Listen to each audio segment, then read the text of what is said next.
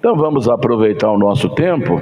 Quero agradecer a presença de todos, Deus te abençoe, sejam todos bem-vindos e que Deus possa nos abençoar nesta manhã dominical. Abra sua Bíblia comigo, no capítulo 5 do profeta Daniel. Lá no capítulo 5 do profeta Daniel, nós vamos meditar neste texto e daqui a pouco nós vamos orar.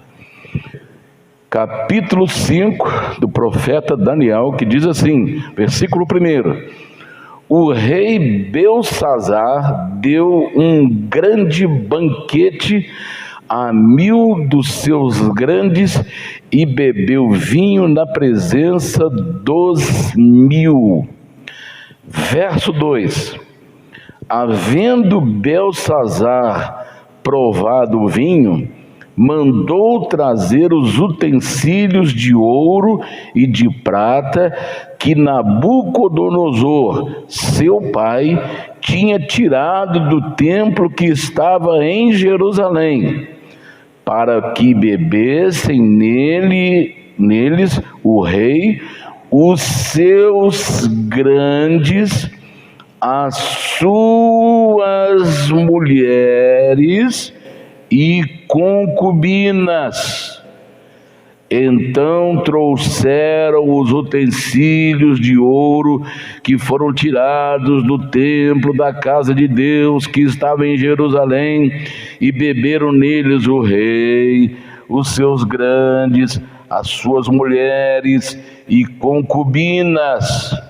Beberam vinho e deram louvores aos deuses de ouro, de prata, de cobre, de ferro, de madeira e de pedra. Até aqui. Feche os seus olhos, por gentileza. Faça a sua oração. Senhor, fale comigo nesta manhã, me dá graça, me dá força, me dá unção. Nosso Deus e nosso Pai, muito obrigado, Senhor, por esta oportunidade que nós estamos tendo de poder estarmos na Tua casa nesta manhã, Senhor. Senhor, eu te agradeço pelos músicos, cantores, te agradeço pela vida dos pastores, te agradeço pela vida do diaconato, pela vida deste homem, desta mulher, desse rapaz, dessa moça, dessa criança, e te peço, meu Deus, que o Senhor estenda as tuas mãos e nos abençoe de forma especial. Abençoe a tua igreja, abençoe o teu povo. Senhor, prepare-nos para o grande momento do arrebatamento da igreja. Oh Senhor, abra as comportas dos céus e derrame o teu Espírito Santo sobre todos nós. Abençoe aqueles que estarão nos assistindo, Senhor, pelas redes sociais, que o Senhor possa operar milagres, maravilhas, salvar, libertar, transformar. Senhor, em nome de Jesus, nos abençoe, não me deixe desviar nem para a direita nem para a esquerda da tua palavra, mas nos abençoe nesta manhã. Eu te peço em nome do Senhor Jesus e te agradeço hoje para sempre. Amém e amém. Digam todos, graças a Deus. Podem vos assentar em nome de Jesus. Aqueles que puderem manter a sua Bíblia aberta, aí no capítulo 5 do profeta Daniel, onde nós vamos meditar na palavra do Senhor nesta manhã. Irmãos, o assunto que eu gostaria de meditar com vocês é sobre o banquete mortal. Banquete mortal. Banquete é uma festa, né? Uma festa, e em especial esse banquete aqui oferecido pelo rei Beltsazar, era um banquete gastronômico, suntuoso, com muita comida, com muita bebida. Então, o povo judeu é um povo que é festeiro, gosta de festa. Se você olhar na Bíblia, a Bíblia Sagrada mostra que o povo de Deus é um povo que sempre vinha comemorando anualmente várias festas. E eu posso lembrar alguma, por exemplo, festa das primícias, festa de Pentecostes, festa do Pães Asmos, festa de casamento. Festa de casamento durava às vezes dias, uma festa de casamento, festa da Páscoa, festa do Pentecostes. Então o povo de Israel era um povo que gostava de festas.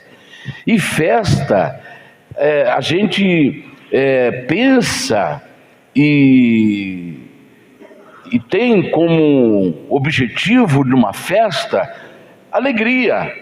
Ninguém fala assim, vou fazer uma festa para causar uma tristeza ou para comemorar um momento triste. Ninguém. Festa é momento de alegria. Momento de alegria. Então, quando alguém festeja alguma coisa, ele está comemorando, às vezes, uma conquista. Lutou para estudar, estudou, formou, eu vou festejar. Estou me casando, vou festejar. Estou fazendo mais um ano, estou colhendo mais uma primavera, vou festejar. Eu estou consegui o meu trabalho, vou festejar. Enfim, a festa sempre é um momento assim de alegria. Mas ultimamente nós temos visto que muitas festas têm trago dissabores para muitas famílias, muita tristeza para muitas famílias. Se nós formos olhar aí, um dia, aliás, há pouco tempo atrás, as famílias, 5 famílias foram despertadas em São Paulo com seus telefones tocando em casa, de madrugada, porque 5 jovens saíam de uma festa e eles estavam tão embriagados que saíram com o carro em alta velocidade, perderam o controle do carro. A batida foi tão forte, não sei se bateu em árvore, não me falha a memória, ou num poste. O carro partiu em 2, de tanta velocidade que o carro estava. Partiu em 2, e os 5 jovens que estavam dentro do carro vieram a ter morte instantânea. Então, eles estavam vindo de uma festa. Então, existem festas que verdadeiros banquetes mortais. É a festa que nós acabamos de ler alguns textos para nossa meditação. Mas eu quero mostrar que nem toda festa ela é mortal ou fatal. A Bíblia, a palavra de Deus, fala de uma festa que ela teve início há 1491 anos antes de Cristo. E essa festa, ela deu início lá no Egito. E Deus disse assim para Moisés: vocês vão comemorar a festa da Páscoa anualmente. Então Deus instituiu uma festa anual para o povo de Israel. E essa festa, ela começou com muitos milagres. Ela começou com muitos milagres realizados no Egito. E quando ela chegou ao seu fim, quando essa festa da Páscoa, depois de 1491 anos, Jesus veio colocar fim na festa da Páscoa. Ele disse para os seus discípulos, lá em Lucas 22, 15 e 16, e Mateus 26 ao 29, ele disse: desejei muito comer convosco esta Páscoa antes que padeça, e nunca mais a comereis até que ela se cumpra no reino dos céus.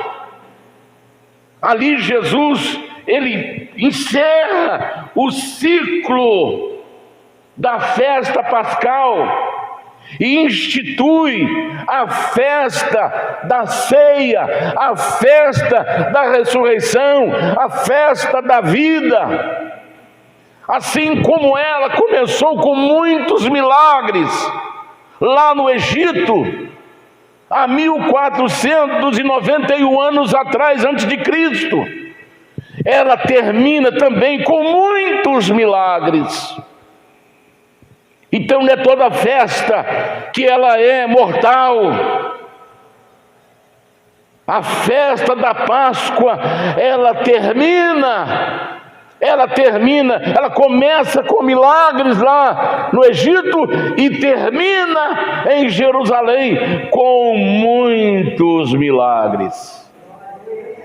Aleluia! Porque onde Deus está presente, a festa só pode ter milagres.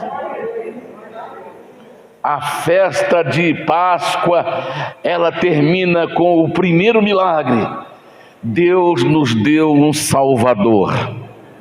Deus nos deu um Salvador, o único que pode salvar, o único que pode transformar, o único que pode resgatar o homem lá do fundo do poço e transformar a sua vida.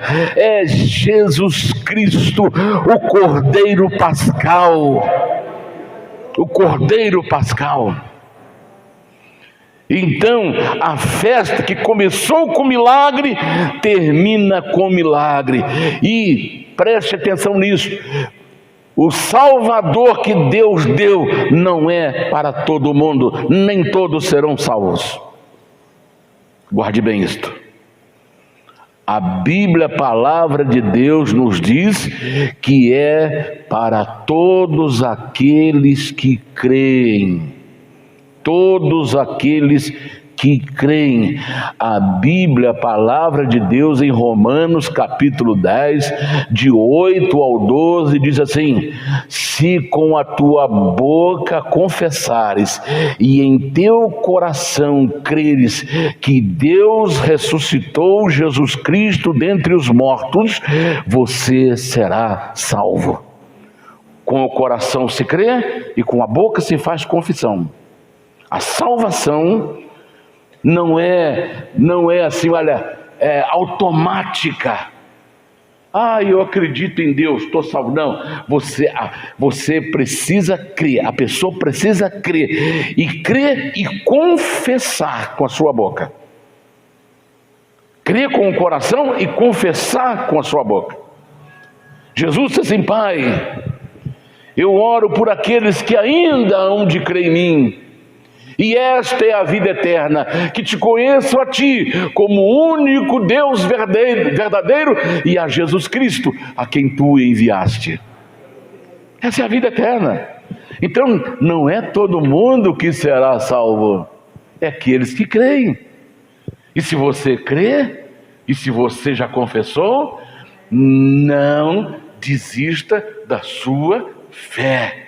Venha o que vier, fique firme, porque Deus te deu um Salvador, Deus te elegeu, Deus te escolheu, Deus te comprou. A Bíblia diz que a Bíblia fala assim: olha, eu estive morto, eis que estou vivo para sempre, e com o teu sangue compraste para Deus homens de todas as tribos, nações e línguas, e o fizeste para Deus reis e sacerdotes, e reinarão com ele por 1000 anos. Então nós fomos comprados com o sangue precioso, com o sangue imaculado de Jesus. Então, na festa da Páscoa, Deus nos dá um Salvador, único Salvador. Eu sou o caminho, eu sou a verdade, eu sou a vida. Só Jesus pode salvar. Só Ele pode salvar, só Ele pode libertar, só Ele pode transformar. Religião nenhuma pode fazer, homem nenhum pode fazer, só Ele, o grande eu sou, pode fazer. Aleluia. A Bíblia fala do milagre do ladrão salvo. Um ladrão recebeu o milagre da salvação. O ladrão da direita: Senhor, lembra-te de mim quando entrares no teu reino. Na verdade te digo, porque hoje mesmo estarás comigo no paraíso. É o milagre da salvação. Jesus salvou um ladrão no final da festa de Pentecostes. Houve um terremoto, preste atenção nisso agora. Os estudiosos do terremoto, é chamado de sismólogos. Sismólogos é o que estuda terremoto. E o terremoto nunca acontece na horizontal. Preste bem atenção nisso. O terremoto sempre acontece na vertical. Por quê? Quando é que surge o terremoto? A nossa terra, ela é assentada sobre placas tectônicas, placas rochosas. Então os continentes, há muitos milhões de anos atrás, por exemplo, o continente americano, que é o nosso continente, ele era ligado ao continente africano. Mas eles foram, com os milhões de anos, eles foram separados pelas placas tectônicas. Placas são rochas enormes que estão lá a 440 quilômetros de profundidade. Chega a 600 quilômetros, entre 400 a 600 quilômetros de profundidade da Terra. Então, quando é que surge um terremoto? Quando essas placas se chocam uma na outra. Essas placas se chocam. E aí acontece o terremoto. Quando acontece um terremoto no mar, que ele é acompanhado de tsunami, é quando a placa bate uma na outra e ela sobe em cima da outra. E aí ela libera uma potência tão forte de explosão, que ela transforma o mar em grandes tsunamis. Tsunamis quer dizer ondas enormes de 20, 30 metros, que viaja 4.000, 5.000 quilômetros, dependendo da potência do terremoto. Então preste atenção, todo terremoto ele vem na vertical, porque acontece lá embaixo nas placas tectônicas. Nunca um terremoto vem na vertical. E aqui no Calvário aconteceu um terremoto. Quando Jesus falou: Pai, nas tuas mãos entrego o meu espírito, e ele reclinou a cabeça, aconteceu um terremoto, mas esse terremoto foi na horizontal. Sabe por quê? Porque era a mão de Deus que estava abrindo túmulos ali no cemitério do Calvário. E a Bíblia diz, a palavra de Deus diz que ali levantou-se muitos mortos santos que estavam sepultados ali no cemitério do Calvário. Aleluia! A mão de Deus fez um milagre, desobstruindo os túmulos, tirando as tampas dos túmulos e levantando os mortos que estavam ali, porque a vida estava ali na cruz. É uma festa que termina com milagres. Começa com milagres e termina com milagres. 3 horas da tarde, Jesus morre. 3 horas da tarde. E o céu escureceu como se fosse a noite. A terra escureceu. Outro milagre que termina a festa da Páscoa.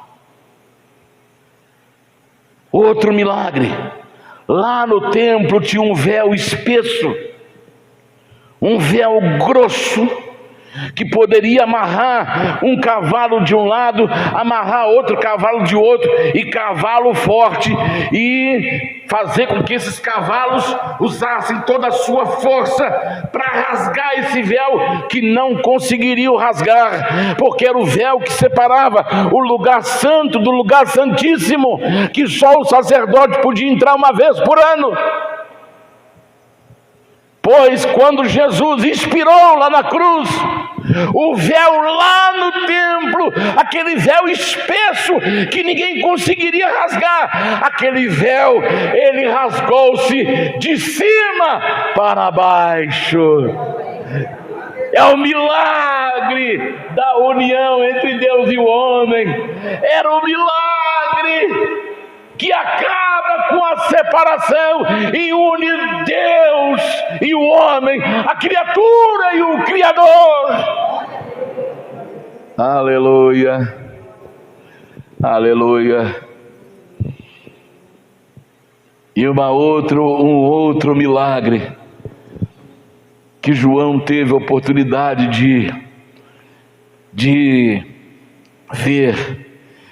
João tem a visão de Jesus glorificado, lá no capítulo 1 de Apocalipse, versículo 18, Jesus aparece e diz assim: eu estou vivo, estive morto, mas eis que estou vivo para todo sempre, amém. Mas tem uma coisa que eu quero falar para você, João. Eu tenho a chave da morte. E eu tenho as chaves do inferno. Preste bem atenção nisso agora. Servo do Senhor, preste atenção agora. Você só parte desse mundo se Jesus permitir. Porque Ele tem a chave da morte.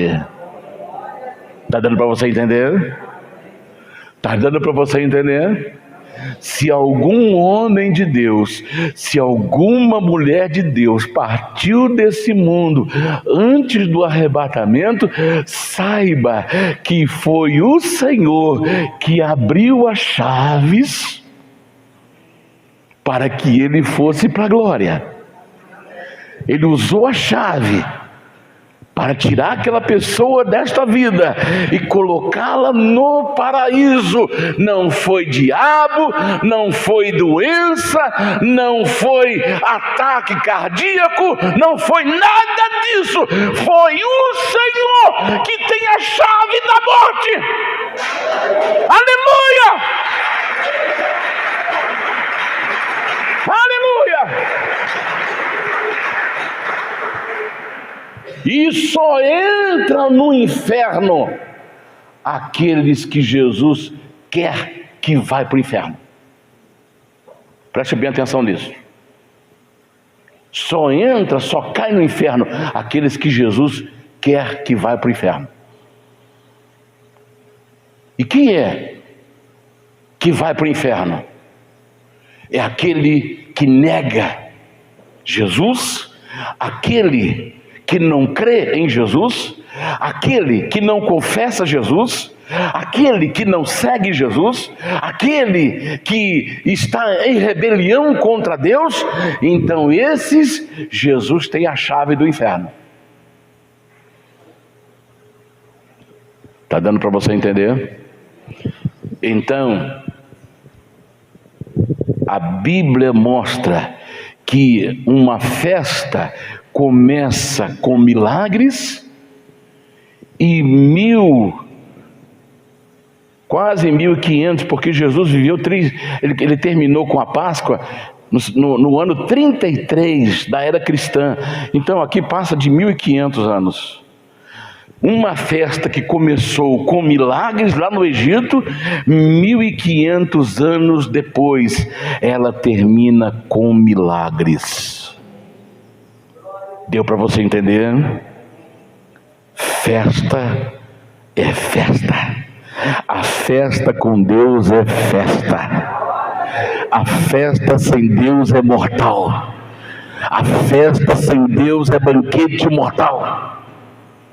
Então nós vamos rapidamente analisar por que esse banquete se tornou um banquete mortal. Preste bastante atenção agora, por favor.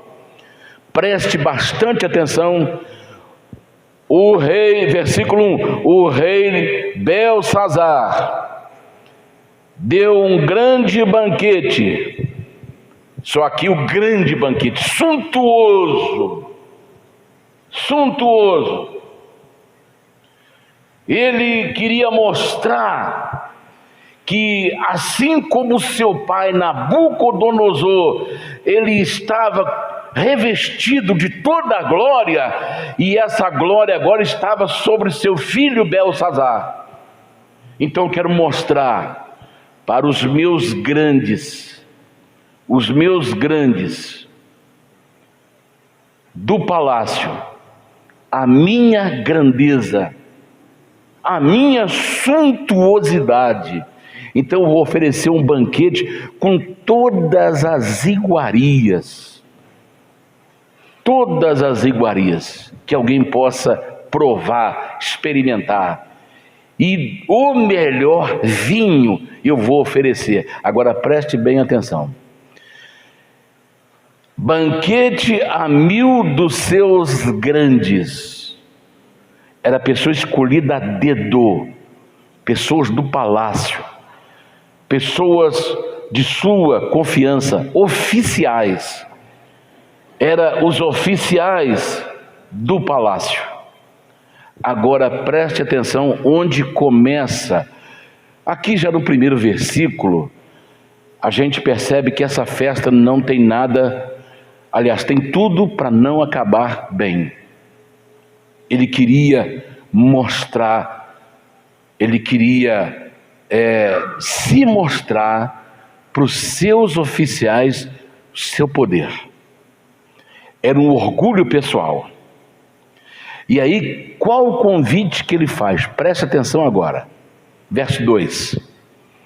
E havendo Belsazar provado o vinho, aqui a festa já está rodando, mandou trazer os utensílios de ouro, de prata, que Nabucodonosor seu pai tinha tirado do templo que estava em Jerusalém, para que bebessem neles os seus grandes, os oficiais, as mulheres dos oficiais e as concubinas. Sabe o que quer dizer concubina? Amantes. Então preste atenção agora aqui. Se um oficial vai levar a sua esposa, mas ele vai levar a sua amante também, é porque existe um acordo entre as mulheres e as amantes. A mulher estava vivendo com seu marido, mas ela permitia que o seu marido tivesse outras mulheres. Está dando para você entender? Onde está o problema? Onde começou o problema? Aqui nós temos a desintegração da família. A desintegração, a degeneração da família. Então essa festa não podia acabar bem, porque as mulheres estavam concordando com as coisas erradas. Elas permitiram a destruição da dignidade do lar. Elas permitiram a destruição da santidade do lar. Elas permitiram o desrespeito do lar. A palavra de Deus nos fala em Hebreus que digno entre todos, digno de honra entre todos, seja o matrimônio e o leito sem mácula. O casamento, ele é honroso. E um leito sem mácula, sem mancha. Ou seja, não há uma terceira pessoa envolvida naquele relacionamento.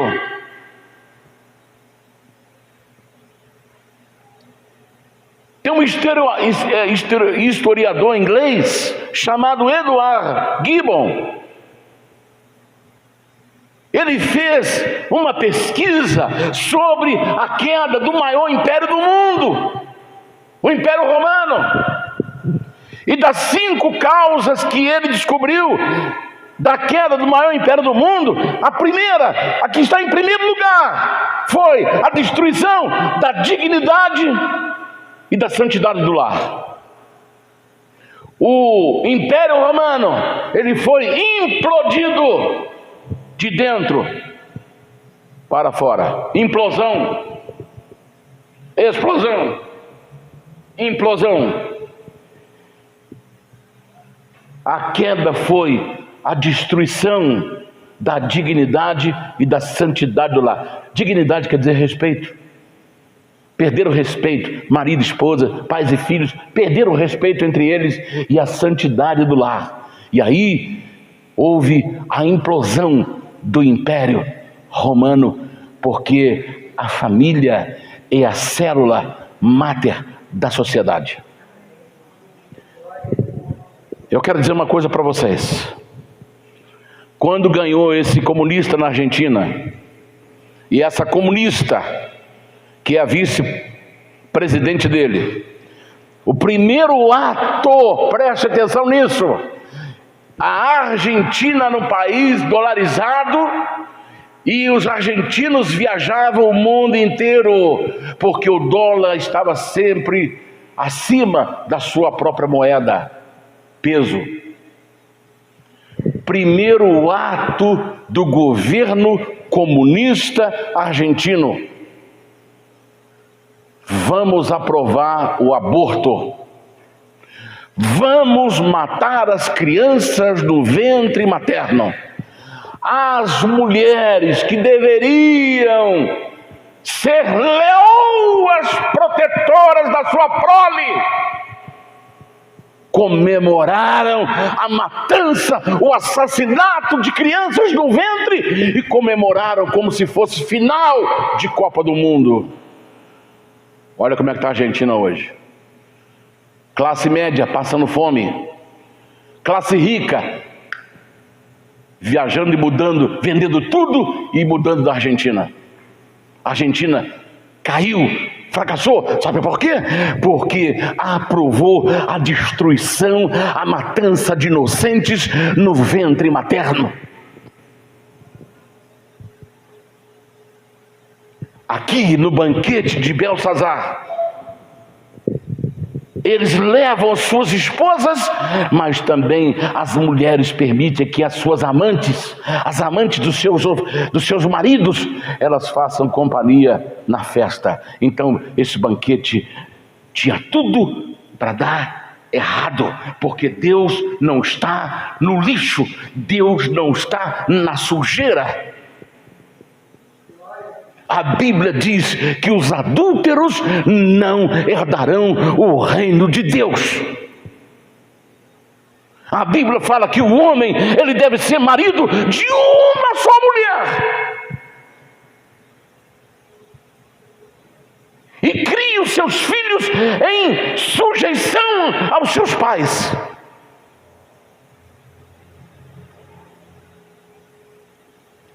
Então, irmãos, a santidade do lar é a causa de muitas destruição.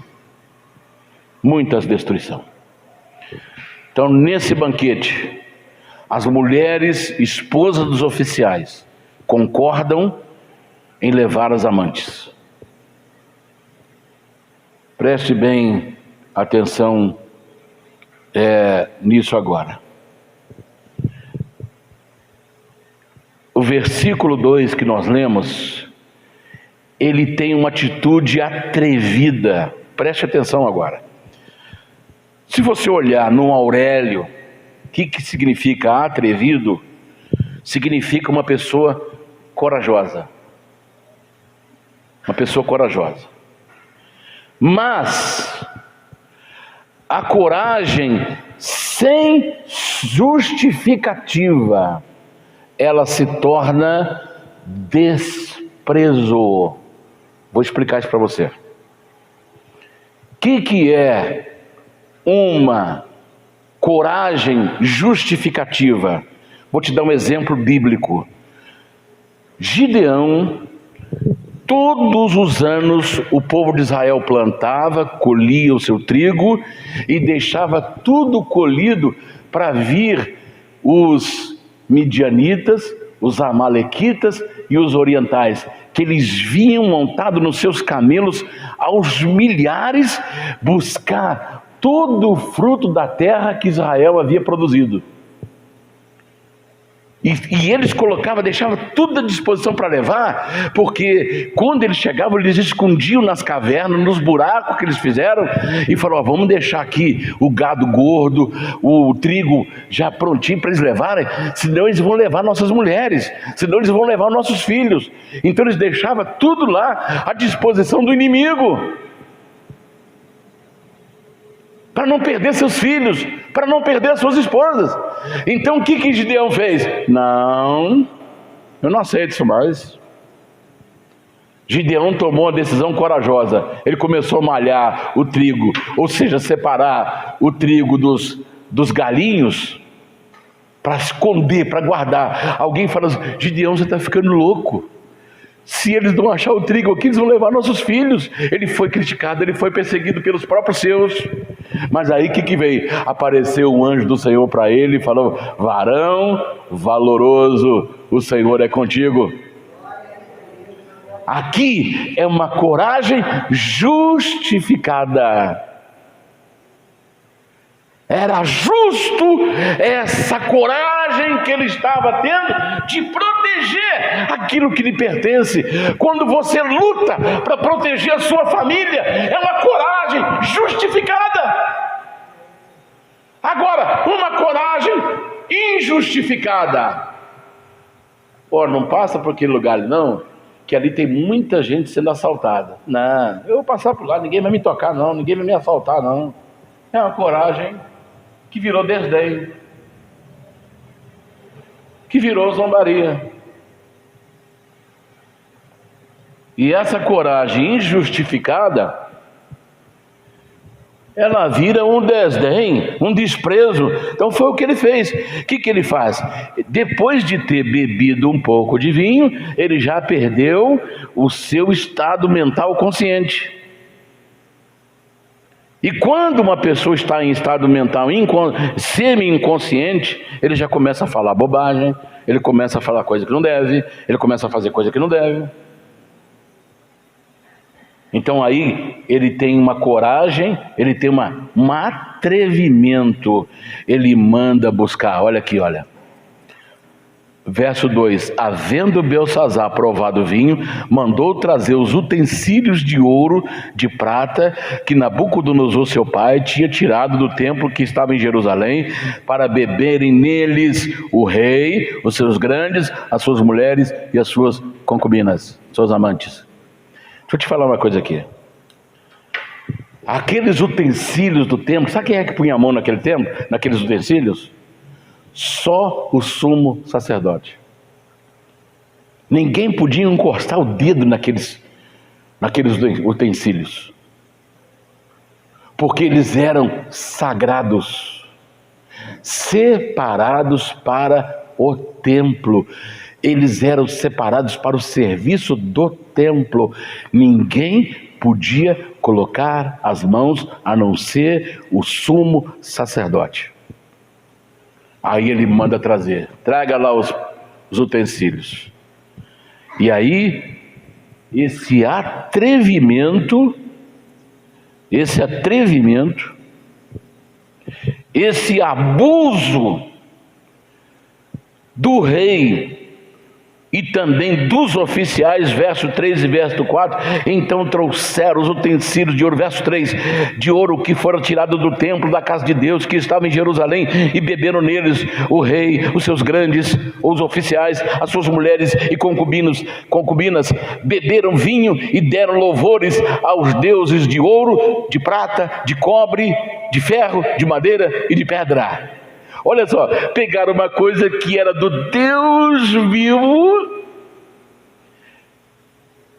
e fizeram um abuso. Quer dizer, abuso é o uso incorreto ou ilegítimo. Não era para aquilo, não podiam colocar as mãos. Então foi um abuso do rei e dos seus oficiais, e ainda as concubinas. E aí o que aparece na parede? Verso 5 e verso 6. Na mesma hora, preste atenção nisso, irmãos. Na mesma hora, versículo 5, na mesma hora apareceram uns dedos de mão de homens, de mão humana, e escreviam defronte do castiçal na estucada parede do palácio real, e o rei via a parte da mão, era uma mão sem braço, uma mão que não tinha braço, escrevia na parede estucada. Estucada quer dizer madeira de lei, madeira especial que revestia a parede. Essa mão sem braço começa a escrever na parede, versículo 5 e versículo 6.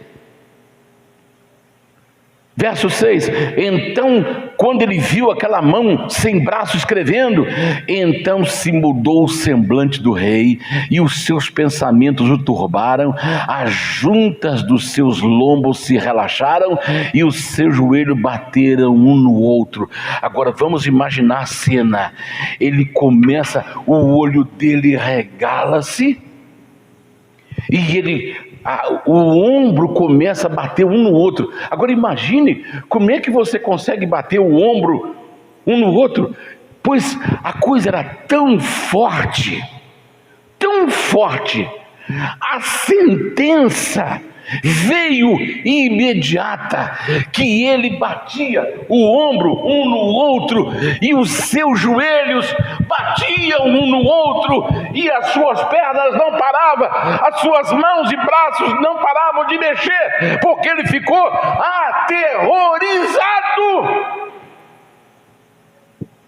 aterrorizado com aquela mão escrevendo na parede.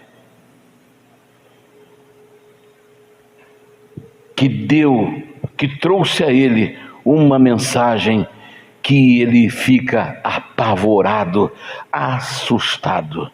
Então, o que ele faz? Ele não entende o que está escrito. Então, no versículo 7, ele dá uma ordem.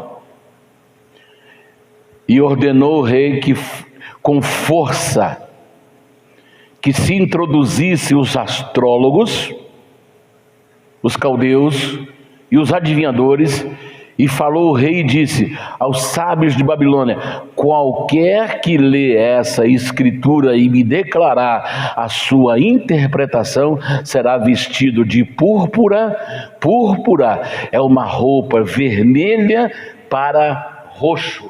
Ela é tão vermelha que ela puxa para o roxo, e é usada por reis.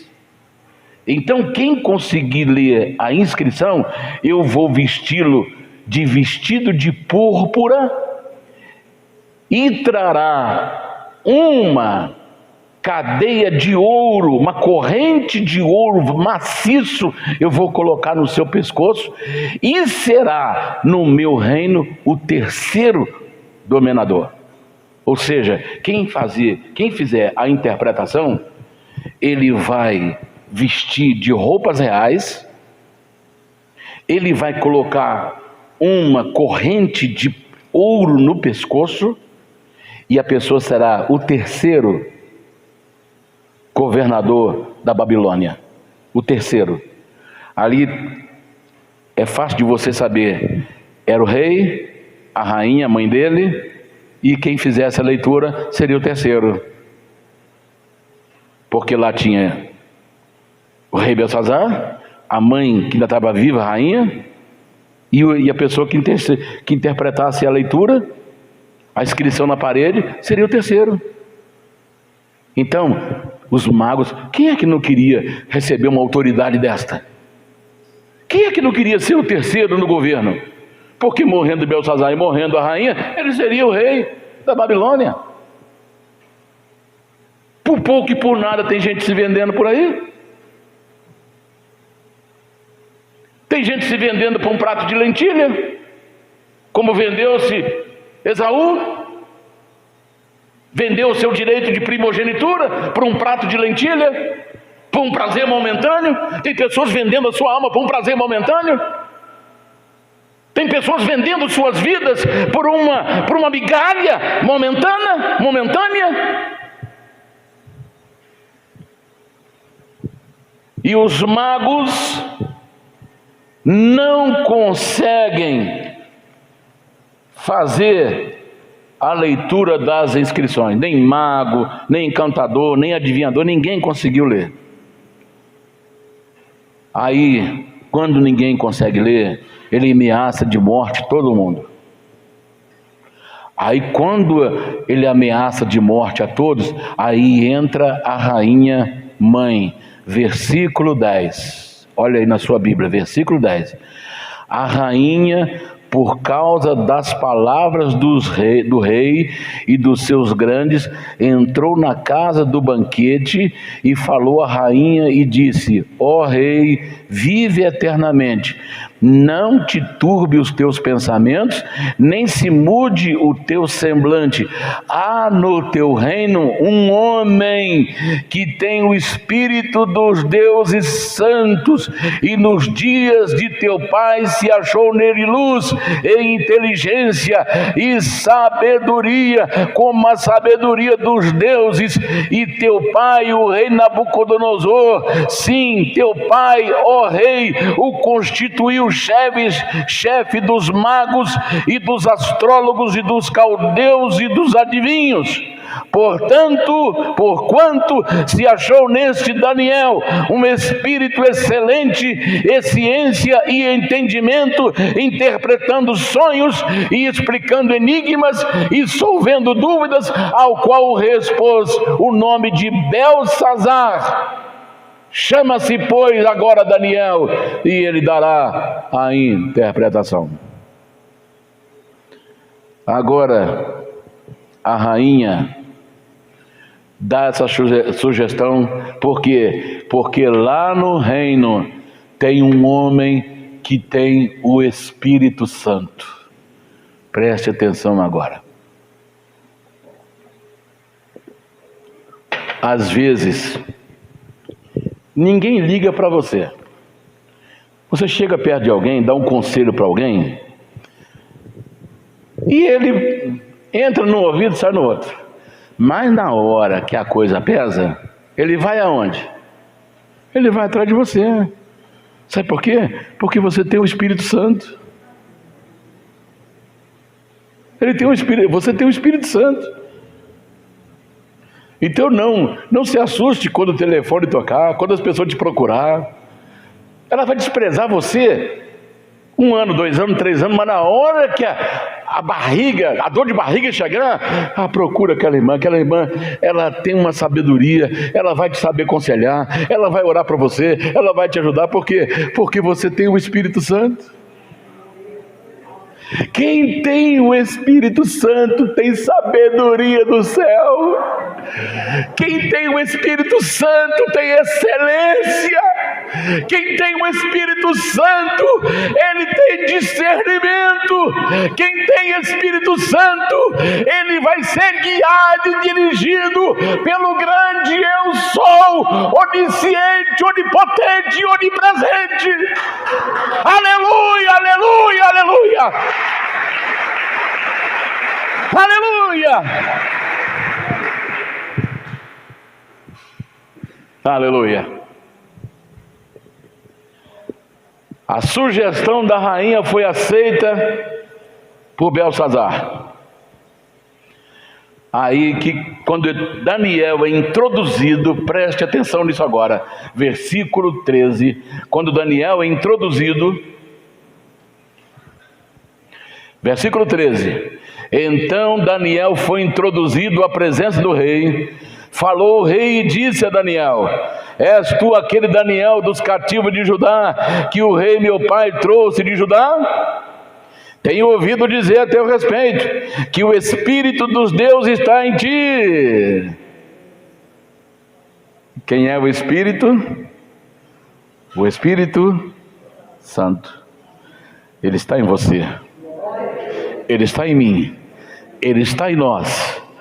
Então você tem uma vida especial, você tem uma vida diferente, você tem uma vida de excelência, você tem uma vida de conhecimentos, você tem uma vida de profundidade, você tem uma vida abençoada, você tem uma vida vitoriosa, porque o Espírito Santo habita em você, ele mora em você, ele está em você, ele anda com você, ele vive com você. Aleluia, aleluia. Ele te consola, ele te fortalece, ele te dá a vitória, ele te dá a bênção, ele te dá a direção.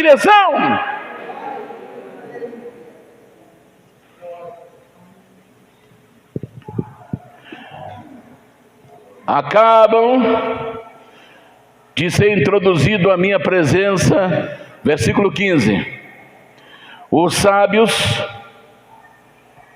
os astrólogos, para lerem esta escritura e me fazer saber a sua interpretação, mas não puderam dar a interpretação dessas palavras. Por quê? Porque eles não tinham o Espírito Santo. Irmãos, quando você deixa de pedir a Deus para encher você do Espírito Santo, você está desprezando a maior graça, o maior poder que Deus deu para o ser humano. Satanás daria tudo para ter esse poder de volta. Tudo. Porque esse poder lhe foi tirado. Porque ele se rebelou contra o Criador. E ele perdeu esse poder. Então agora ele vem atrás desse poder, olha, há milhares de anos. Mas esse poder foi entregue para o homem. Foi entregue para aqueles que creem. Pedro disse assim: irmãos, cada um de vós arrepende dos seus pecados e sejam batizados e recebam o dom do Espírito Santo. Quando você tomou a decisão, o dom do Espírito Santo veio para a sua vida, e o Espírito Santo está em você, como diz aquela canção. O Espírito Santo se move em você, o Espírito Santo está em nós, ele se move em nós.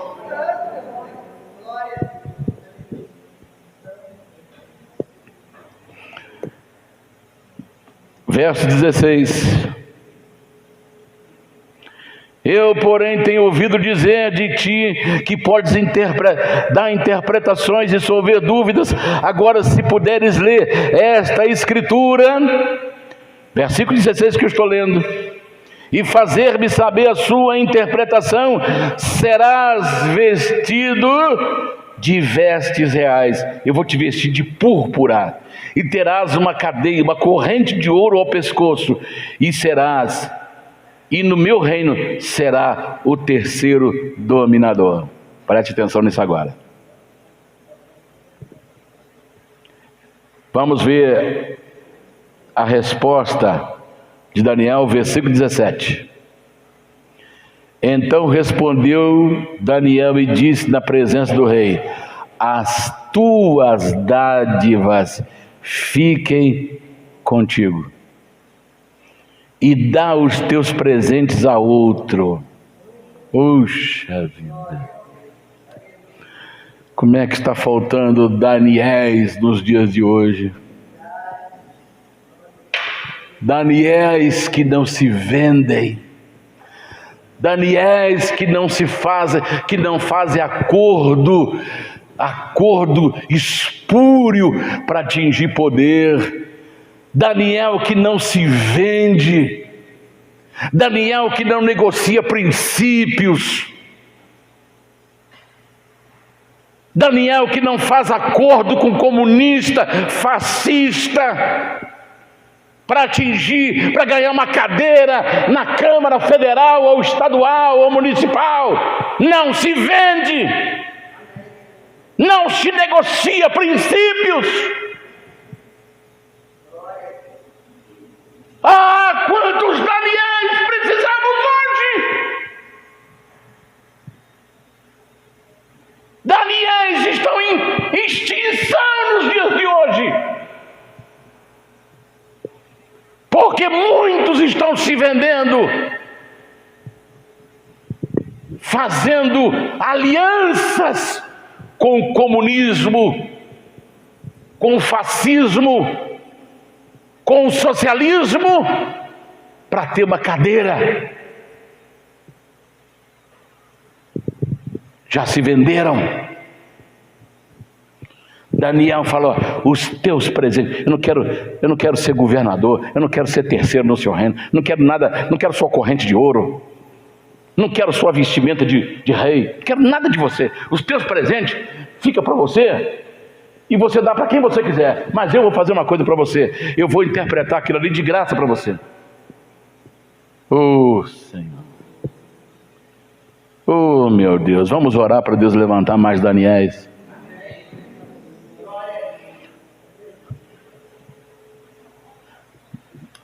Daniel está igual mico leão dourado, em extinção.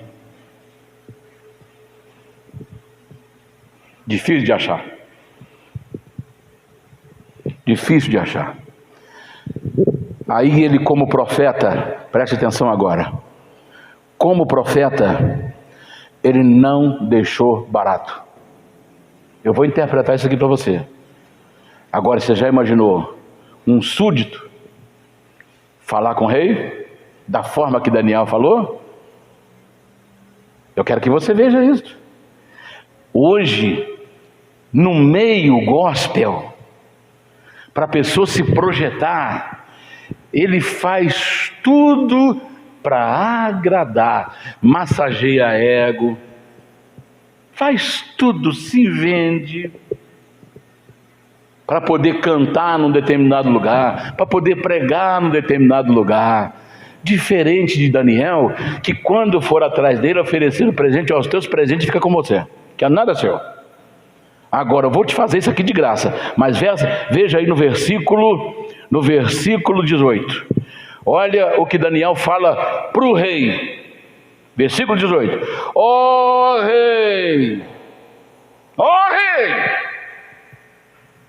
Deus o Altíssimo deu a Nabucodonosor, teu pai, o reino e a grandeza e a glória e a magnificência.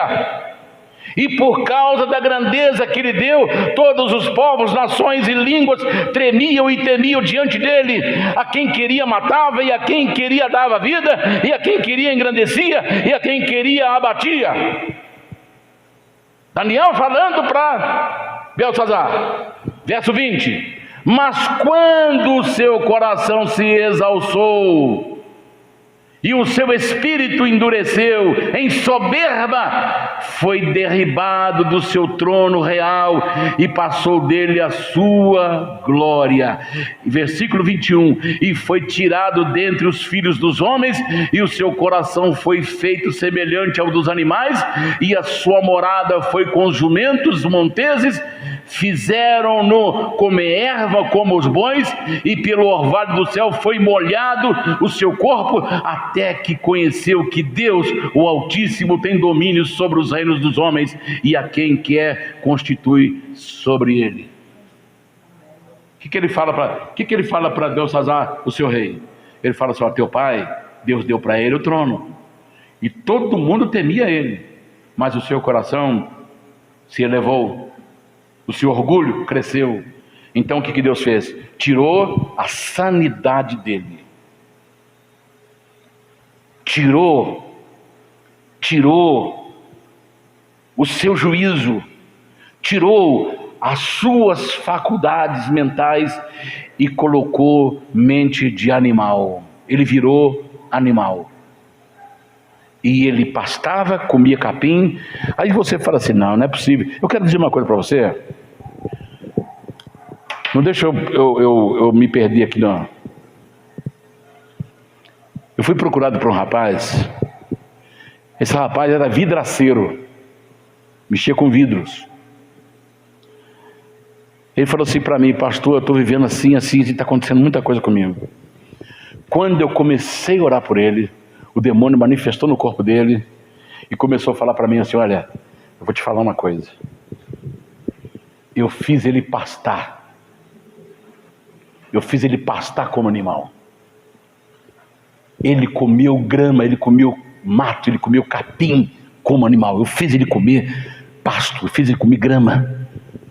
Eu falei: demônio, em nome de Jesus, tudo que você fez ele comer, põe para fora. Irmãos,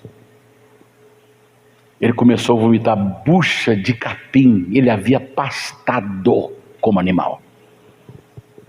Quando Deus tira de Nabucodonosor as suas faculdades mentais e permite que as faculdades dele sejam de animal, ele começa a pastar. É o que acontece com a pessoa que se afasta de Deus. É a pessoa que se distancia de Deus e permite que o Espírito Santo apague na sua vida. Ele vira bicho, ele vira monstro.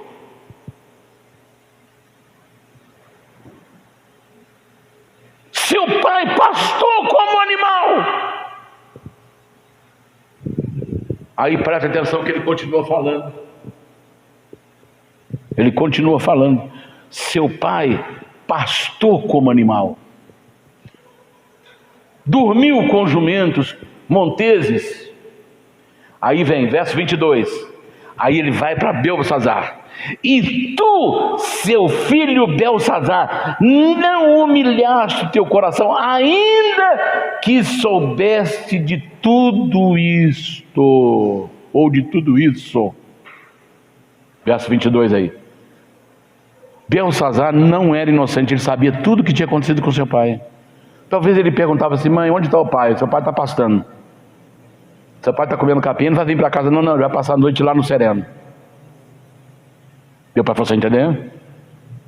Tem pessoas que vê as coisas, sabe das coisas, mas continua no caminho errado, mesmo sabendo.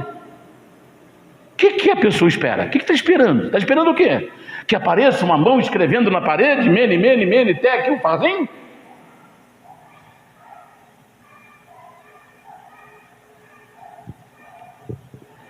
Verso 23.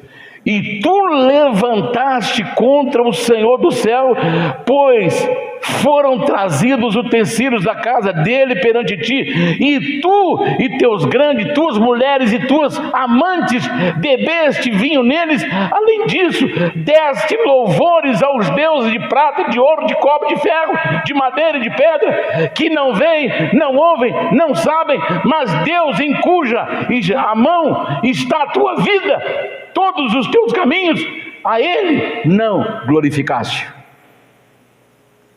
Então foi enviado aquela parte da mão e escreveu essa escritura. E esta, pois, é a escritura que escreveste: Mene, Tekel e Parzim. Foi da parte dele que veio essa mão.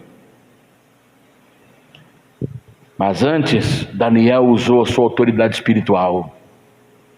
Daniel não massageou o ego do rei. Oh, rei, maravilha, isso é maravilhoso. Não. Ele encarou o rei e falou a verdade. Tem muitos que estão aí acovardados por aí. Ah, eu não vou falar a verdade, porque se eu falar a verdade, espanta a pessoa. Olha, que espanta? Se espantar é porque não quis mesmo, não quer céu não, cara. Não é todo mundo que vai entrar no céu não. O céu é para quem quer, e aquele que Jesus abre a porta. Eis que estou à porta e bato. Se alguém ouvir minha voz e abrir a porta, eu entrarei. Depende de uma decisão.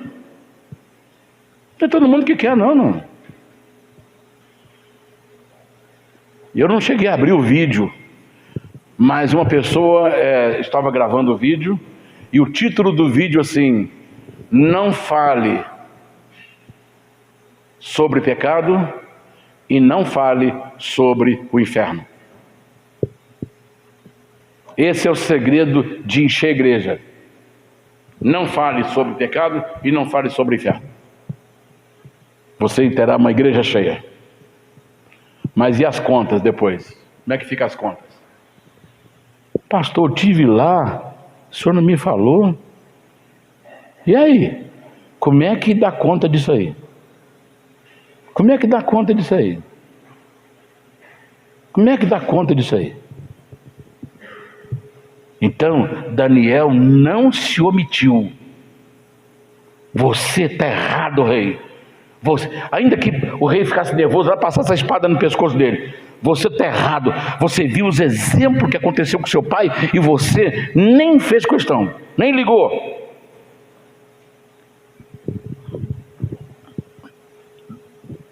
Nabucodonosor, seu pai, aprendeu a lição, mas você não ligou, você não se preocupou com a lição que seu pai aprendeu. Você rejeitou Deus. Embora conhecesse a história, você desafiou Deus, insultou a Deus. Gálatas capítulo 6, verso 7 diz assim: Gálatas capítulo 6, verso 7 diz: tudo que o homem semear, também ele vai colher. Ele insultou a Deus, atingiu gravemente a dignidade e a integridade e a honra de Deus. Em 1 Coríntios 10, 11 diz assim: tudo lhes aconteceu como exemplo. Paulo fala, tudo que está escrito serve de exemplo para nós. E aí, versículo 24 a 28, ele dá a revelação. Mene, seus dias foram contados. Tekel Uparsim, ou Parsim. Pesado foste da balança e achado em falta. E o teu reino acaba hoje, e será dado aos medos e persas. Seu reino acaba hoje. O banquete que era para ser só alegria, virou um banquete mortal. E aí, quando Daniel deu interpretação, ele pegou Daniel, aí preste atenção agora, Daniel não podia se esquivar, porque Daniel podia ser morto. Ele foi lá, colocou a roupa nele. Daniel não pediu nada para aquilo. Daniel não correu atrás. Ele rejeitou, mas ele pegou lá a roupa, colocou sobre Daniel, colocou a argola de ouro, a corrente de ouro, e falou: agora você é o terceiro do meu reino. Daniel nem ligou para aquilo. Eu acredito que assim que ele saiu da presença do rei, ele foi arrancando aquilo tudo, jogando para um canto lá. Que ele não podia. Não, você não vai me pôr nada não. Eu podia matar ele aqui. Já tinha interpretação. E aí o que aconteceu? Versículo 30 e 31. Naquela mesma noite, foi morto Belsazar, rei dos caldeus. E Dario, o Medo, ocupou o reino na idade de 62 anos. Entendeu agora, irmãos? Por que que uma festa virou um banquete mortal? Porque Deus não estava nem no começo e nem no fim da festa. As nossas festas, o primeiro convidado deve ser Jesus, para que ela não se transforme em tragédia. Primeiro a ser convidado deve ser Jesus. Jesus, em Caná da Galileia, foi convidado para uma festa de casamento. E a festa do começo ao fim foi abençoada. E no fim foi maior ainda, porque todo mundo ficou admirado do que aconteceu naquela festa. Porque Jesus estava ali presente na festa. Festa é alegria. E Jesus não quer que a nossa alegria acabe. Eu encerro concluindo as lições que nós aprendemos nesse texto. Não desprezar valores familiares. É o que aconteceu aqui. Não despreze valores familiares. Respeite o seu cônjuge e vice-versa. Filhos, respeite os seus pais. Valores. Marido, seja fiel à sua esposa. Esposa, seja fiel ao seu marido. Porque o adúltero não herdará o reino de Deus. A lição que nós aprendemos aqui, duramente com a vida de Belsazar, não despreze valores. Hebreus 13, 4, digno de honra entre todos seja o matrimônio e o leito sem mácula.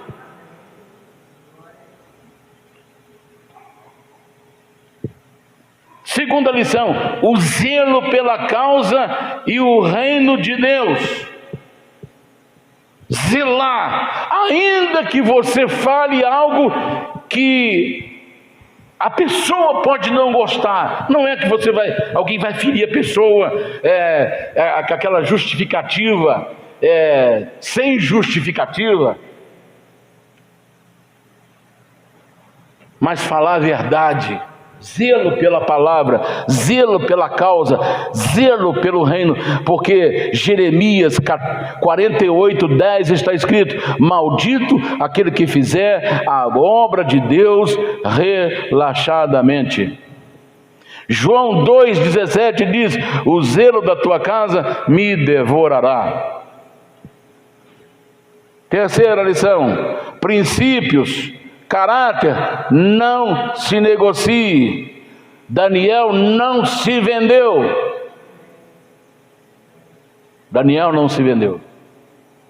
Não se negocia princípios. Não se negocia caráter.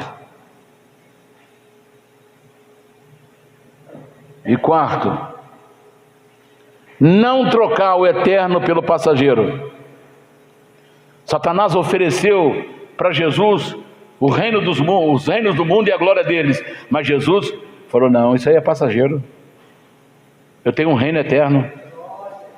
Jesus recusou, capítulo 4 de Mateus, Jesus recusou o reino de Satanás e a glória deles. Então, a lição que nós aprendemos aqui, quarta: não troque o eterno pelo passageiro. Passageiro já diz, vai passar, mas o eterno é para sempre. Amém, irmãos? Banquete mortal. Que as nossas festas sejam sempre festas de alegria do começo ao fim, porque Jesus precisa estar presente nas nossas festas. Deu para você entender, irmãos? Que Deus nos ajude, que Deus nos abençoe e que possamos guardar no nosso coração essas lições preciosas. Não se negocia princípios. Devemos ter todo cuidado com as coisas de Deus na nossa vida pessoal, na nossa vida particular. Devemos manter sempre a presença do Espírito Santo em nós, porque vamos estar cheios de sabedoria, de discernimento, de excelência. Não liga para aquela pessoa que está desprezando você. Não liga para aquilo não. Porque a hora que ela precisar, ela vai bater o telefone da sua casa. Ô, fulano, olha para mim que eu estou assim, assim, assado.